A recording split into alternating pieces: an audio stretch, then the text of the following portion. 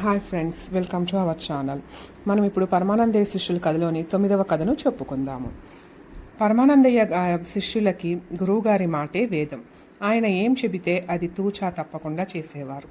ఒకరోజు పరమానందయ్య గారు తన శిష్యులతో కలిసి పొరుగురికి ఎడ్ల బండి మీద వెళ్ళారు. అక్కడ పనులు ముగించుకొని తిరుగు ప్రయాణమయ్యారు. పరమానందయ్య గారు బండిలో కూర్చుంటే శిష్యులు కొందరు బండి ముందు, మరికొందరు బండి పక్క, ఇంకొందరు బండి వెనక నడుస్తున్నారు. ఇలా నడుస్తున్న శిష్యులతో పరమానందయ్య గారు, ఒరేయ్, నేను కాస్త కొనుకు తీస్తాను, వాళ్ళంతా బడలికగా ఉంది, బండిలోంచి ఏమైనా వస్తువులు పడిపోతాయేమో, అసలే దారి ఎగుడు దిగుడుగా ఉంది, కాస్త చూస్తూ ఉండండి అని చెప్పారు. నెమ్మదిగా పరమానందయ్య గారు నిద్రలోకి జారుకున్నారు. కొద్దిసేపటికి బండిలోంచి గురువుగారి సంచి పడిపోయింది. శిష్యులు జాగ్రత్తగా దాన్ని చూసి ముందుకు కదిలారు. మరికొంతసేపటికి గురువుగారి పాదరక్షలు పడిపోయాయి.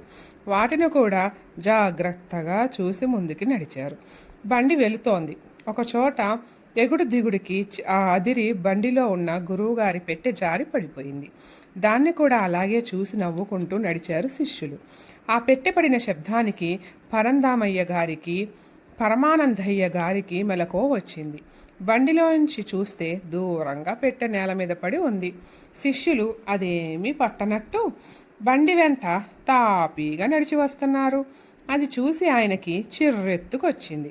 ఒరై, తెలివి తక్కువ దద్దమ్మలారా, ఏమైనా పడిపోతాయేమో చూడండ్రా అంటే అలా చూస్తూ ఉండమని కాదురా అర్థం. క్రింద పడిన వాటిని తీసి బండిలో పెట్టాలి. ఆ మాత్రం జ్ఞానం లేకపోతే ఎలా అని కసురుకున్నారు.